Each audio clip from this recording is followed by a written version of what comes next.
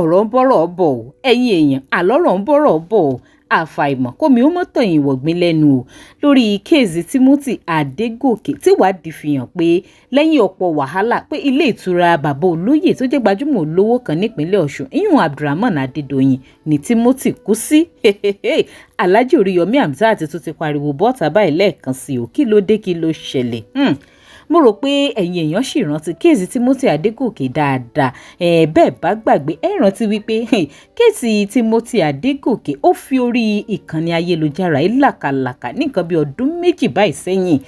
bẹ́ẹ̀ bá sì gbàgbé wípé lẹ́yìn ọ̀pọ̀ wàhálà tí ìwádìí sì ti lọ lóríṣiríṣi lọ́lọ́kan ọ̀jọ̀kan ni wọ́n padà fẹsẹ̀ múlẹ̀ wípé bàbá olówó tó ní ilé ìtura tí Timothy Adegoke tó dé sí nígbà tó lọ ṣe exam tó lọ ṣe ìdánwò kan ní yunifásitì Ilé-Ifẹ̀ ìyún Abdulrahman Adedoyin wípé òun gan-an ló lọ́wọ́ sí ikú tó pa Timothy Adegoke bẹ́ẹ̀ ni kódà lẹ́yìn ọ̀pọ̀ wàhálà lẹ́yìn lílọ bíbọ̀ Alhaji Oriyomi Hamzat ọlọ́run padà ní kí ilé ẹjọ́ tó fìkàlẹ̀ sí ìlú Òṣogbo níbi tí wọ́n padà transfer kéèsì ọ̀hún lọ láti Àbújá kí wọ́n padà rí ìdájọ́ òdodo gbà lórí ọ̀rọ̀ Timothy Adegoke tí wọ́n sì dájọ́ wípé kí wọ́n lọ yẹgi fún Adedoyin títí tẹ́mi ò fi bọ́ lára rẹ̀ bẹ́ẹ̀ èèyàn bá fọ́lò kéèsì ọ̀hún tẹ́ ẹ̀ gbàgbé ẹ rántí pé ìkànnì ayélujára inú ọ̀pọ̀ ọmọ orílẹ̀-èdè Nàìjíríà ló dùn pé Ọlọ́run ṣeun wípé ìdájọ́ òdodo ó wáyé lórí kéèsì Timothy Adegoke ṣùgbọ́n àṣẹ̀yìnwá àṣẹ̀yìnbọ̀ la padà rí gbọ́ wípé Adedoyin ó ṣe kíni ó àpíìlì ó kọ ìwé ẹjọ́ kòtẹ́milọ́rùn sílé ẹjọ́ kòtẹ́milọ́rùn kan nílùú Àkúrẹ́ ọ̀rọ̀ ọ̀hún ó lágbára o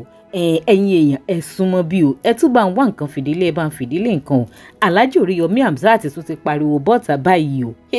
kí tún lóde kí ló ṣẹlẹ̀ o Alhaji Oriyomi Hamzat nínú fọ́nrán yìí wọ́n ní àfàìmọ̀ o àfàìmọ̀ gbogbo ẹ̀yin ọmọ orílẹ̀-èdè Nàìjíríà àfàìmọ̀ kómi ó má padà tẹ̀yìn wọ̀gbìn lẹ́nu o lórí ọ̀rọ̀ Timothy Adegoke o àfàìmọ̀ kó níṣẹ́ ẹbí ó má padà wá mọ́ rìn kó mọ̀ èèyàn fàǹdà ní títì bíi pé Ọlọ́run wà lẹ́yìn tí ò sì sẹ́nì kankan tí ó mú ọ̀rọ̀ yìí lágbára o ẹ̀yin èèyàn ẹ jẹ́ àjọgbálàyé ọ̀rọ̀ yìí lẹ́kùnrẹ́rẹ́ lẹ́nu Alhaji Oriyomi Hamzat inú fọ́nrán yìí ẹ má wá gbàgbé ẹ máa bá mi like and share fọ́nrán kó máa lọ káàkiri fọ́nrán Alhaji Oriyomi Hamzat ọ̀hún rèé ẹ jẹ́ àdìjọ wò. àṣẹ̀yìnwá àṣẹ̀yìnbọ̀ nígbà tó di May 30, 2023 May 30, 2023 adájọ́ gbé ìdájọ́ kalẹ̀ ìdájọ́ náà sì ni pé ẹni tó jẹ́ prime suspect wa tá a fura sí pé ó ń lo agbára tí a fi ẹ̀sùn kàn lórí ikú tó pa Timothy ìyún ni Abdulrahman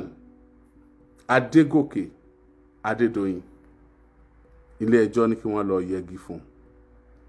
títí tẹ́mi ó fi bọ́ lára rẹ̀ wọ́n l'Adedoyin jẹ̀bi ikú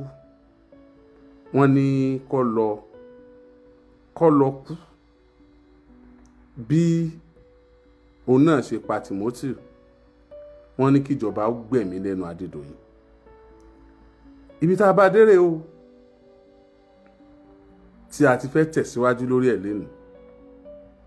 ẹ̀yin tẹ́ bá ṣẹ̀ṣẹ̀ ń wọlé mo bẹ̀ yín ẹ máa share aṣọ yìí ẹ bá mi share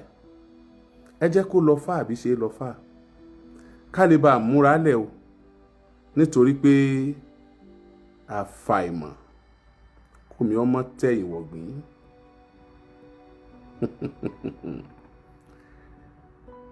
ọ̀rọ̀ mi ò yé yín àfàìmọ̀ kómi ọmọ tẹ̀yìn wọ̀gbìn lẹ́nu ṣé tẹ́lẹ̀tẹ́lẹ̀ lórílẹ̀‐èdè Nàìjíríà a kì í pẹ́ kúrò lórí ọ̀rọ̀ a ti kúrò lórí ẹ̀nu nígbà tí wọ́n ti dájọ́ ń gbà yẹn ǹjẹ́ wọ́n pa ẹni náà àbí wọn ò pa ǹjọ́ wà nílé ẹjọ́ àbí níbi tí wọ́n tì wọ́n mọ́ àbí wọn ò tì wọ́n mọ́ bẹ̀ àbí kò sí ń bẹ̀ àìmọye kéèsì tí ó gbóná janjanjanjan tó jẹ́ pé tá a bá ti ké díẹ̀ tá a fẹsẹ̀ walẹ̀ díẹ̀ á kúrò lórí ẹ̀ ni gbogbo àwọn nǹkan báyìí ní máa ń ró àwọn oníṣẹ́ ibi lágbára gbogbo àwọn nǹkan báyìí ní máa jẹ́ kí iṣẹ́ ibi ó tẹ̀síwájú. Gbogbo àwọn nǹkan báyìí ni kì í jẹ́ kó lóòótọ́ ó lẹ́ni tá ṣe bí kì í fi lónú bẹ̀rù. Ẹ dákun bẹ́ẹ̀ ṣe ń wo show yìí o, ẹ tètè máa bá mi copy ẹ̀, ẹ máa share ẹ̀, ẹ máa share ẹ̀, ẹ máa share ẹ̀, ẹ máa copy ẹ̀. O kò yé yín, ẹ máa share ẹ̀, ẹ máa copy ẹ̀. Ẹ screen record kó lè bá a kárí ni o, kí ó má di pé bóyá page táwa fi ń ṣe gẹ́gẹ́ bí wọ́n ṣe máa ṣe tẹ́lẹ̀tẹ́lẹ̀ tí wọ́n gbógun ti page wa tí wọ́n bring show yẹn down, tí wọ́n bá rí lè bring down, ká má bàa rí yòókù bring down, kó lè bá a kárí ayé, ká lè rí n tá a fẹ́ ṣe.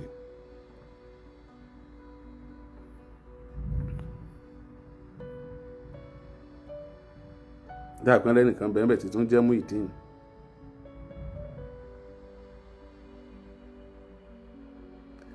àfàìmọ̀ kó mi mọ́ tẹ̀yìn wọ̀gbìn.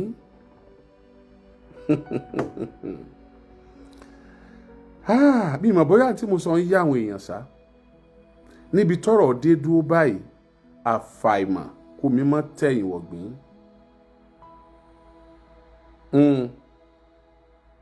Mo ń bọ̀ ẹ dákun. Mo ń bọ̀. Wọ́n ní asọ̀rọ̀ ṣẹ kì í sọ̀rọ̀ dànù. Kí ló dé tí mo fi ní àfàìmọ̀ kó mi mọ́ tẹ̀yìn wọ̀gbìn?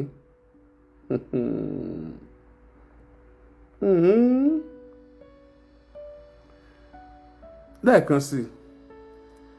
ó yẹ kí n jẹ́ kó yé yín pé àwọn orúkọ yẹn gbogbo ẹ̀ ti tẹ̀ mí lọ́wọ́. Àwọn tí ọwọ́ tẹ̀ ń gbà yẹn tí ìjọba fi páńpẹ́ gbé pẹ̀lú ẹ̀sùn tó dúró déédéé. Adedoyin Rahman, àwọn oní olóyè Abdulrahman Adegoke Adedoyin tó ní hòtẹ́ẹ̀lì gangan. Adédèjì Adéṣọkà, Magdalene Chifona, Adéníjì Adérọ̀gbà, Olúwálé Lawrence, Oyètúndé Kazeem, Adébáyọ̀ Kúnlé, Adedoyin Rahim, Esther Asigo àti Quadri Moshood. Àwọn tí gbogbo àwọn tí wọ́n fẹ̀sùn kàn nìyẹn o, ṣùgbọ́n àwọn tí mo fẹ́ kà yìí wọ́n sá lọ, àti ìrí wọn dì sí. Wọ́n sá lọ. Adájọ́ sì pàṣẹ pé kí wọ́n make sure pé wọ́n rí wọn o, torí pé wọ́n lẹ́jọ́ jẹ́, torí pé ẹ̀sùn yẹn yí mọ́ wọn lẹ́sẹ̀, pàápàá jùlọ Adedoyin Rahim tí sọmọ olóògbé tí sọmọ olóyè Abdulrahman Adedoyin Adegoke, àkọ́bí rẹ̀ lọ́kùnrin tó fàṣẹ lé lọ. Esther Asigo òun náà sá lọ. Quadri Moshood òun náà sá lọ. Àwọn mẹ́tẹ̀ẹ̀ta yìí wọ́n sì ń wá wọn dì sí. Ṣùgbọ́n ti dájọ́ àwọn tó kù. On the 30th of May 2003, ọdún kan ti kọjá báyìí tí wọ́n ti dá ẹjọ́.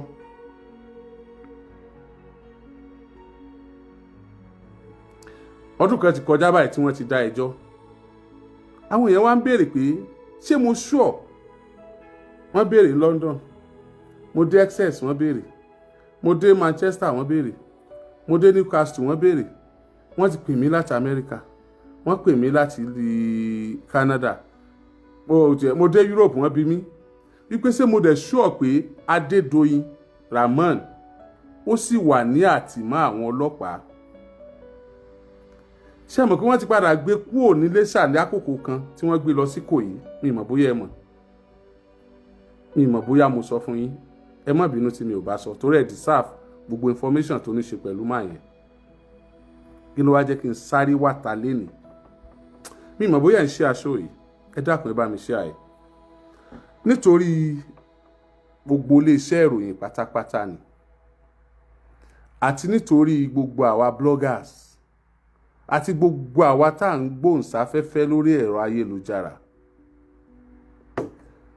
Lásìkò tí mò ń sọ pé wọ́n ń bi mí yẹn,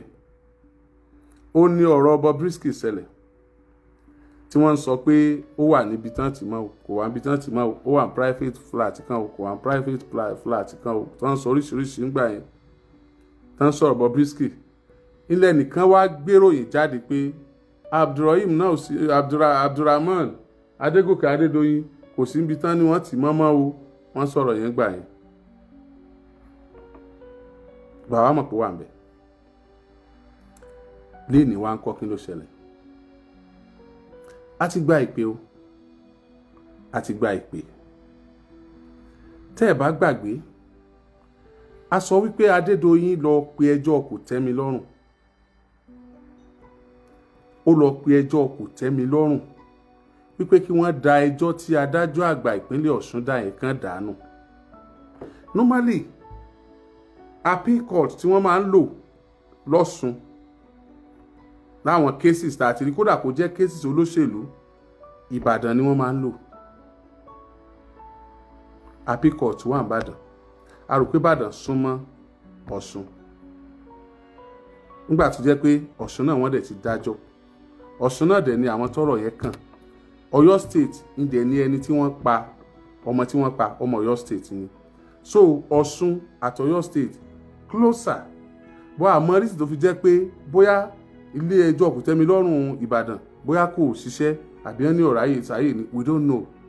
àmọ́ rí sì tó fi jẹ́ pé Àkúrẹ́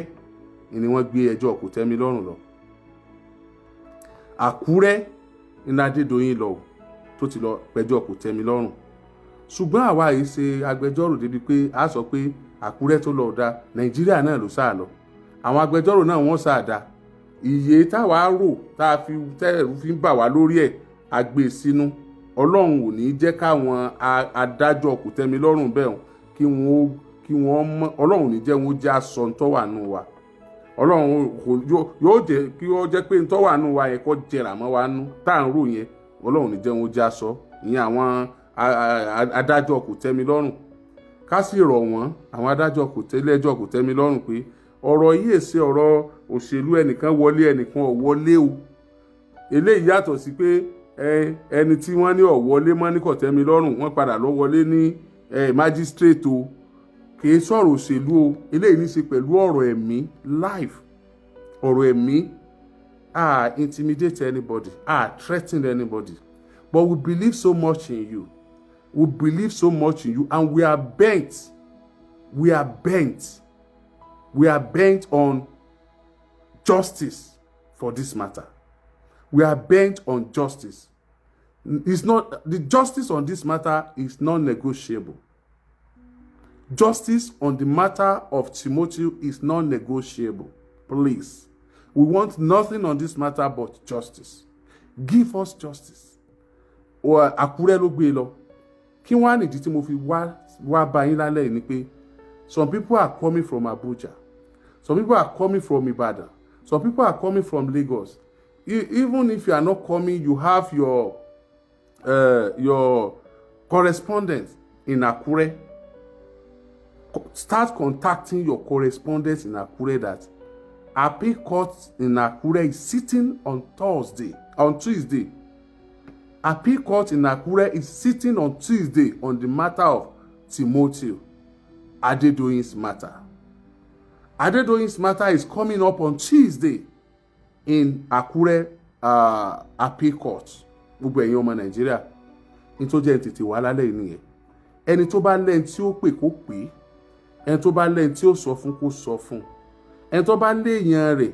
tó ń ṣiṣẹ́ iṣẹ́ ìròyìn tó wà lọ́sùn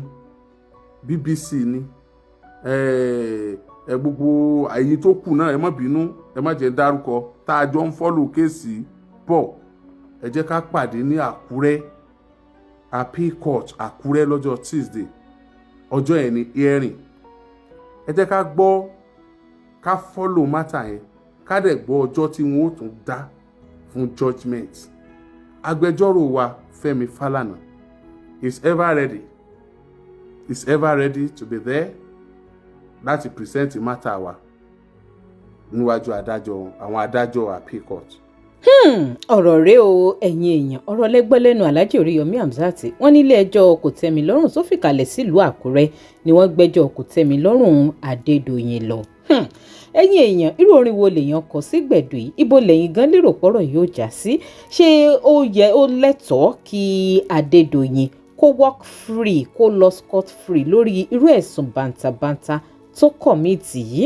ǹjẹ́ tó dáa ni ǹjẹ́ example tó dáa ni tó yẹ kí ilé ẹjọ́ wa kí wọ́n set ní àwùjọ ẹ máa jọ opinion ti yín sí kọ́mẹ̀ǹtì o ẹ má gbàgbé láti máa bá mi follow DIGINAIJA online TV lórí Facebook link kan wà ní comment section fídíò yìí tó máa gbé yín lórí Facebook page wa lórí YouTube ẹ máa bá mi tẹ subscribe button tó wà lábẹ́ fọ́nrán ìkẹ́sì máa bá mi like and share kó máa lọ káàkiri ẹ ṣeun tẹ́ ẹ̀ darapọ̀ mọ́ mi ní gbogbo ìgbà.